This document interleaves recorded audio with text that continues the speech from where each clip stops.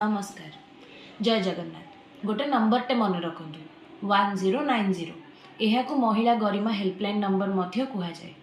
यही नंबरटी महिला मान सुरक्षा रखा जो महिला माने निज परिवार रे कर्म क्षेत्र रे समाज रे कहवाक गले जोठी भी प्रताड़ित मन करती से माने भाभी था मुझे एठू मुक्ति पाई किंतु प्रोसीजर जानी न था एवं बेले बेले भावती मो ना डिस्क्लोज न होकि मुझे सल्यूशन पाई एथिपाई मन रखि था 1090 यही नंबर कॉल करी आपण आपणको प्रॉब्लम कहि परिबे एवं सल्यूशन मध्य पाई परिबे।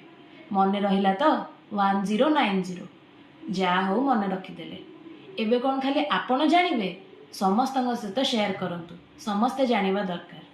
यही भली आईन विषय रे आहुरी जानिबा पई सब्सक्राइब करंतु नृपद लॉ क्लासेस रो यूट्यूब चैनल एवं फॉलो करि थांतु नृपद लॉ क्लासेस रो इंस्टाग्राम और फेसबुक पेजेस को।